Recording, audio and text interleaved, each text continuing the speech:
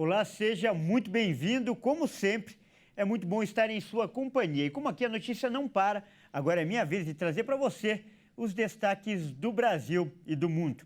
Eu vou começar com notícias de Brasília. O presidente Lula anunciou os novos ministros do governo. Os nomes foram publicados em edição extra do Diário Oficial da União. Os novos ministros escolhidos pelo presidente Lula vão compor os ministérios de Esportes, Portos e Aeroportos e o novo Ministério do Empreendedorismo, da Microempresa e da Empresa de Pequeno Porte.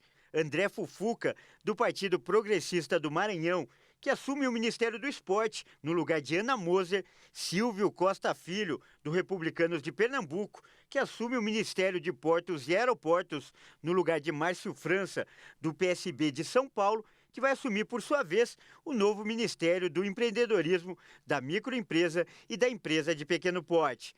Até então, essa área estava vinculada ao Ministério do Desenvolvimento, Indústria, Comércio e Serviços, comandado pelo vice-presidente Geraldo Alckmin. As mudanças no primeiro escalão do governo, que passa de 37 para 38 ministérios, foram negociadas nos últimos meses para incluir partes das bancadas do PP e do Republicanos na base de Lula no Congresso Nacional. E o governo anunciou medidas para repor perdas com o ICMS de estados e municípios. A proposta, que também prevê a compensação de 10 bilhões de reais, ainda precisa passar pelo Congresso Nacional. O projeto de lei antecipa a compensação de estados e municípios que tiveram perdas do ICMS a partir da redução da alíquota de cobrança do imposto sobre circulação de mercadorias e serviços com a fixação de um teto. O ministro das Relações Institucionais, Alexandre Padilha, informou que o governo federal vai liberar 10 bilhões de reais. Essa quantia seria transferida em 2024, mas o governo quer fazer o pagamento já em 2023. Desse montante, 2 bilhões e meio de reais vão ser destinados aos municípios. Os 7 bilhões e meio de reais restantes serão destinados aos estados, visto que o ICMS é um tributo estadual. Ao todo, a compensação deve ser de 27 bilhões de reais até 2026. Segundo Padilha, uma segunda medida decidida foi aumentar os repasses do Fundo de Participação dos Municípios, pago pelo governo federal às prefeituras. A parcela extra de 2 bilhões e 300 milhões de reais deve compensar a queda de arrecadação de julho, agosto e setembro. Uma antecipação da compensação do ICMS, cerca de 10 bilhões de reais.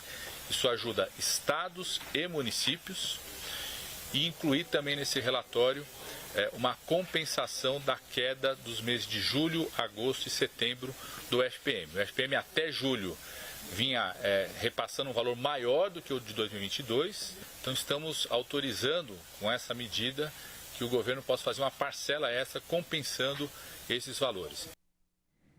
E as buscas de brasileiros por viagens para o Japão aumentaram. E o principal motivo é a isenção do visto para turistas, que começa a valer no próximo dia 30.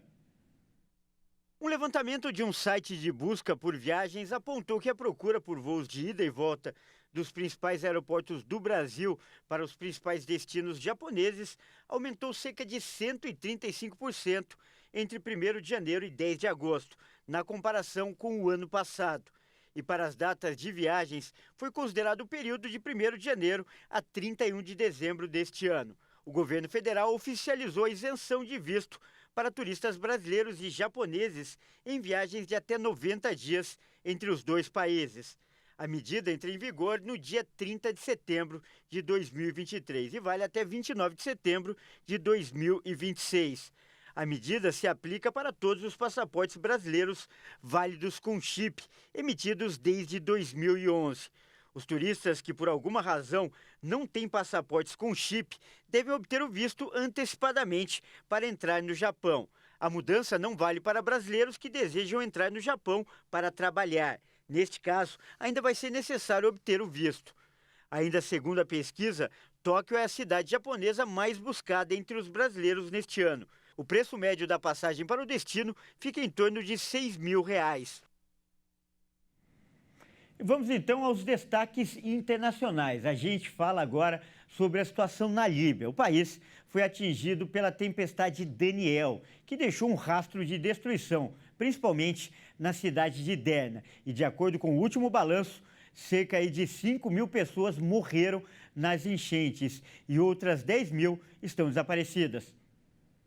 Há ainda 10.000 desaparecidos e a Organização Internacional para as Migrações informou que 30.000 pessoas estão deslocadas depois que precisaram abandonar as casas. Nessas imagens de satélite é possível ver a cidade antes e depois da tempestade que atingiu a região no domingo e provocou o rompimento de 2 barragens, liberando um volume impressionante de água. Derna é cercada por colinas e dividida por um rio, que normalmente está seco no verão. Mas com as chuvas, o local virou uma torrente furiosa de água barrenta, que também derrubou várias pontes. A cidade tem mais de 100.000 habitantes e muitos imóveis às margens do rio desabaram. A situação em Derna é muito difícil. Instalamos um hospital de campanha na Faculdade de Direito da Universidade de Derna. O hospital está funcionando e os funcionários estão em coordenação com as equipes especializadas na recuperação de corpos e na prestação dos primeiros socorros aos feridos. A Líbia está dividida entre 2 governos rivais. A administração com sede em Trípoli, reconhecida internacionalmente, e uma administração separada no leste, a região afetada pelo desastre. Vários países ofereceram ajuda e equipes de emergência. A nação rica em petróleo tenta se recuperar de anos de guerra e caos após a revolta popular de 2011, apoiada pela OTAN, que derrubou o ditador Muammar Gaddafi.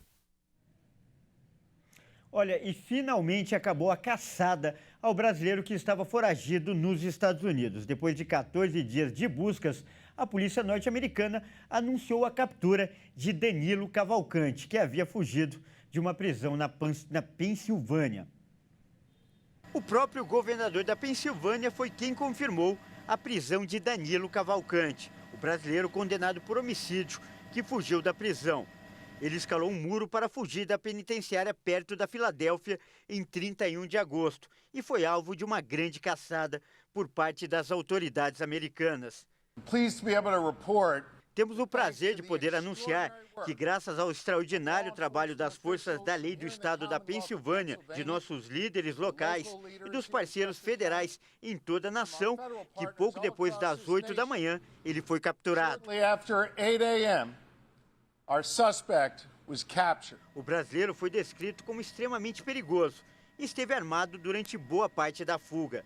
Ele foi condenado em agosto à prisão perpétua pelo assassinato da ex-companheira na presença do filho dela.